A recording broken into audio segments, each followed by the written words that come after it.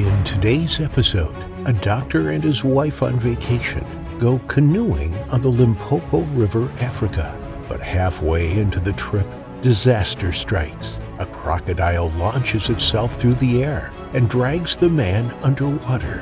Hit that like button and subscribe right now. This is the terrifying crocodile attack on Dr. Richard Root. Welcome to Final Affliction. To say that Dr. Richard Root was a remarkable man is an understatement. After he graduated from Johns Hopkins University, specializing in infectious disease, he spent his career improving the various universities and hospitals across the U.S., even setting up new departments for potential doctors to study in the field of contagious illnesses. He went on to become the chief of medicine at the University of California and served as the chairman of the board of the American Federation of Medical Research, just to name a few. He also authored books. His name is on many research papers, and he spearheaded quite a few clinical studies himself. Harvard and Yale called on him from time to time to give lectures and introduce new forms of treatment to their students. Richard's sole purpose in life was to save as many lives as he possibly could. There was no shortage to his achievements, and there is no way to tell how many millions of lives his research saved before and after his death. At 68, Richard was ready to step away from the grueling hours of research and intensity of the lab. He'd always loved teaching, but his busy schedule almost never allowed him to fully submerge himself in training the next generation of doctors. So Richard, never one to take the easy road, traveled with his new wife, Rita, all the way to Botswana to combine his love for teaching and his devotion to human lives. He and a few of his colleagues were there on an invitation to help educate the country's medical staff on better and more advanced treatments for the growing HIV pandemic. The country, nestled on the southern tip of Africa, is one of the fastest developing nations on the continent. Their government has been making enormous strides in improving roads, schools, hospitals, and infrastructure. They needed an expert in medicine to train their doctors and nurses in the newest technologies and medicines available, and they couldn't have asked for a better candidate than Dr. Root. The trip was only supposed to last 2 months, but Richard and Rita planned on making a little honeymoon out of it, in between Richard's work commitments, of course. Since being married, Richard's insane schedule kept them from having a proper honeymoon, so this was the ideal situation to kill 2 birds with 1 stone, so to speak. Besides, finally being able to teach, he and Rita were looking forward to experiencing a foreign land with rich cultures and traditions, as well as amazing scenery and exotic animals. They were planning on making as many trips out of the city as they possibly could by taking every safari and hike that was available to them. But first, Richard needed to set up shop at the hospital where he was going to teach. Princess Marina Hospital is located right in the heart of the capital city, Gaborone, and right on the outskirts of the metropolis ran the Limpopo River, which also borders the neighboring country of South Africa. For 3 weeks, Rita got to know the city, and she kept herself busy setting up their living arrangements properly, while Richard got acquainted with the staff at Princess Marina. The couple felt welcomed immediately, and the doctors and nurses were eager to learn from the brilliant man. Richard put in many late nights and treated more patients than he could count in those first few weeks. But this was exactly what he thrived on, saving lives and teaching others to save even more. At 68, you'd expect him to already be retired, or at the very least, heading toward it.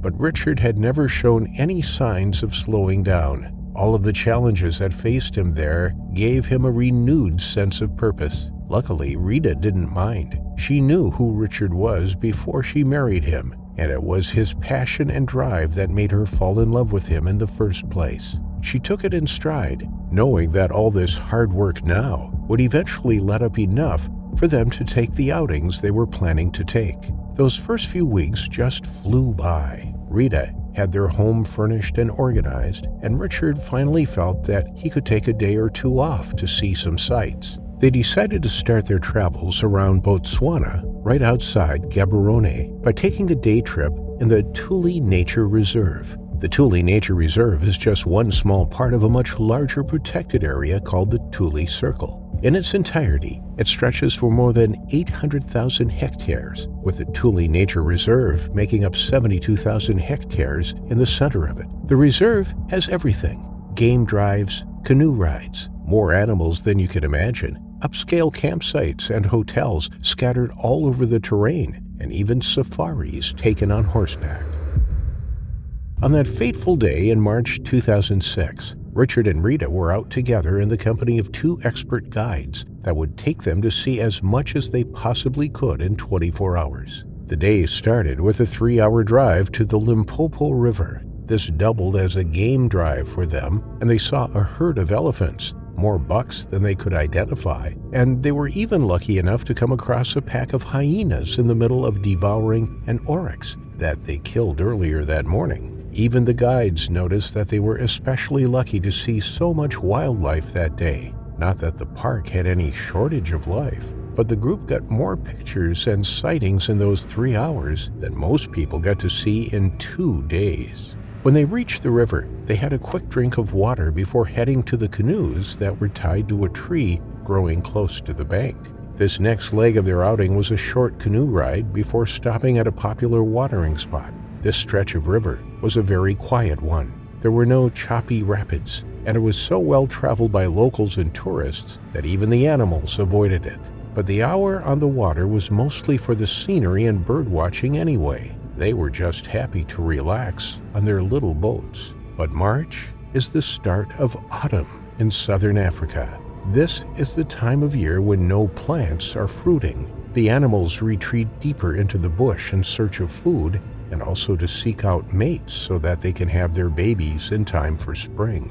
The waters aren't exactly teeming with life, so the crocodiles who rely on bucks that come in for a drink start to get hungry and desperate.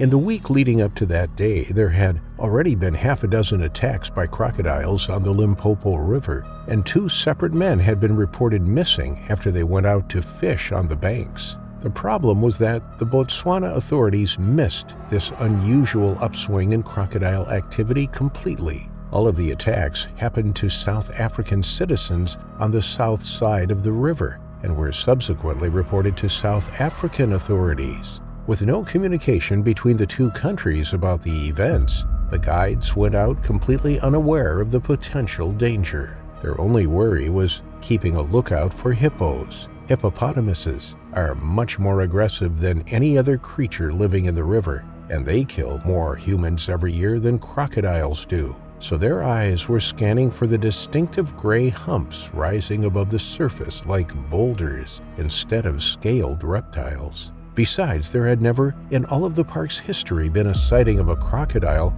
on that canoe route before, but that was all about to change. Early the previous day, a 15-foot monstrosity, ravenous and on the prowl, made its way right into the reserve's canoe route.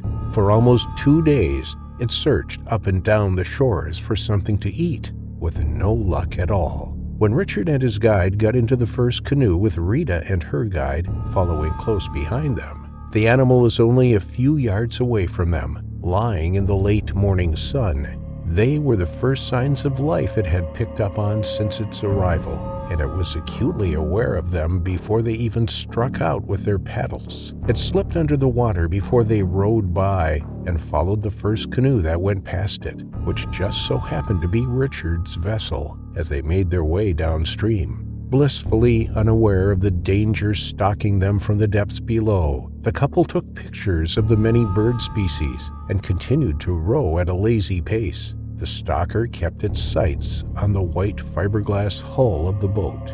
It knew that people were riding on top of the strange crafts, and it hoped that they would get off and enter the water. But after half an hour of waiting and following, it became clear that the humans on the surface were not going to evacuate the safety of their vessels. It was then that the creature made the decision to strike out of its comfort zone. It would have to grab them right off the raft, and it needed to be quick about it. The thing about Nile crocodiles is that even though they prefer catching their prey from inside the water, they aren't limited to it. They can hunt just as well on land and easily outrun a grown man. They can also jump, both in and out of the water. They didn't survive the asteroid that killed the dinosaurs for nothing. These creatures are incredibly versatile and adaptable to the challenges placed before them. This day was no different. There was prey to catch, and the reptile was going to find a way to get at it, no matter what. It snuck as close to the craft as possible. Only the very tip of its snout and its high-rising eyes were visible above the water, floating silently like twigs drifting with the current. It crept so close that it was only 3 feet from the lip of the canoe when the guide in the boat behind Richard noticed the almost invisible crocodile on their right. He managed to shout the word "Kuena" in their native Setswana language to warn them. But this burst of noise made the croc go into overdrive. The sudden shout sent it barreling out of the water like a whip. From her boat, Rita and her guide saw the animal propel out only 3 feet away from her husband. Almost gracefully, it leaped through the air, its jaws opening wide, almost seeming to fly at the vessel. It closed its teeth around the older man's right arm with a sickening crack that echoed so loudly across the landscape that it sent the birds in the distance up in the air in fright. Richard had no time to react. The reality of what had grabbed a hold of him barely registered before he was dragged off the boat, going into the river head first. The guide let go of the dangerously rocking boat and tried to grab hold of Richard's leg as it sailed past him, but he only got a handful of fabric that was ripped out of his grasp before he could get a good grip. The guide almost fell into the water himself, but somehow he managed to hold on. A mixture of blood and water blinded his eyes, and he furiously wiped his face with one hand while he reached for his paddle with the other. Almost simultaneously, the guides started rowing as fast as their arms could to get away from the scene. When Rita realized that they were speeding away from the spot where her husband was yanked, she snapped out of her shocked stupor and started yelling desperately for them to go back. Her guide had so much trouble containing her in the boat that they nearly capsized when she tried jumping into the river to go after Richard. But there was truly nothing any of them could do but get away from the danger. Those guides knew very well that the animal would kill them all if it needed to protect its kill. Poor Richard had just as little warning about what was about to happen as the rest of them did. One moment he was trying to focus his camera on a colorful bird, and the next there was a bang, a torrent of water, and his arm was grabbed with such force that the bones inside shattered instantly. He felt the pressure on his arm, the almighty yank, and the sudden submersion of the cold water. He was being dragged down so fast that he lost all sense of up and down. Only when they came to a rest at the very bottom of the river could he even attempt to get away. But now he was truly in the crocodile's domain. It released Richard, but before he could think of swimming up to the surface, it snapped its jaws around Richard's chest. The thing had no intention of ever letting Richard go. It just wanted to reposition its grip more securely on him. Richard opened his mouth to scream when the murderous rows of teeth sank into his chest, releasing what little air he still had in his lungs and flooding the empty space with water. His oxygen-deprived struggles did not faze the animal at all. It knew that the man was firmly locked in its jaws now. All it needed to do was keep its hold, lie still, and wait for the human to drown in the pitch-dark depths of the Limpopo River. Richard's fingers clawed at the thing's snout, but his struggles were weakening by the second. It took less than a minute for him to succumb to drowning, completely aware of the crushing pain in his chest every second of the way. The croc waited another 2 minutes just to make sure that the man was completely gone and the crafts up above had left before it swam back upstream to hide the body in a more secure place. On the surface, the tour guides finally got Rita under control. She even picked up her paddle and helped row them the rest of the way to the rest stop that they had been heading toward. Turning back wasn't an option. They had no idea where the animal had gone, and the rehabilitation center was closer to them than their starting point was anyway. It was the quickest way for them to get help. When they arrived, the staff were already waiting for the doctor and his wife with lunch, just as they had scheduled with them over the phone. The guides shouted the news about what had happened before they even docked. Calls were made, and the staff got Rita into a room to wait for authorities. They made sure that she wasn't alone for even a second, and that there was always a warm cup of tea for her. But she was in such a state of dumbfounded shock that she couldn't even muster the strength to bring the cup to her lips. When ambulance and police arrived, Rita was whisked away to be treated for shock. And when the police tried to question the guides, they realized that the man who accompanied Richard was in just as much of a state as Rita was. They didn't bother to wait for another ambulance. The resort manager drove the traumatized guide to the hospital himself. Rita's guide was willing to take them back to the place where the attack had occurred, and within the hour, rangers, hunters, and divers descended on the area in search of Richard. After 2 days, they finally called off the search. There was no sign of Richard or his assailant. They theorized that he was probably somewhere at the very bottom of the river, hidden under rocks or reeds. Crocodiles prefer to eat their prey in segments, coming back to their hiding places multiple times over the course of days or sometimes even weeks. And 4 days after the attack, when Richard's remains were washed up on the shore, their suspicions were confirmed. He was missing both of his arms, and his left leg was severed below the knee. All signs pointed to the animal feeding on the man over the course of the past 4 days, as he decayed underwater. But a stroke of luck must have dislodged Richard from his aquatic prison, and it caused him to float to the surface, where he was found by some locals who were stopping by the river to collect water. Richard was returned to the U.S., or at least what was left of him, so that he could receive a proper funeral. And by that time, every university he ever taught at, every hospital he worked, and every soul that encountered him had heard about the tragic news.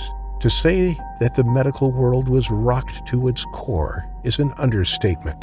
The loss of such a brilliant, philanthropic man was an incredible tragedy for everyone who knew him.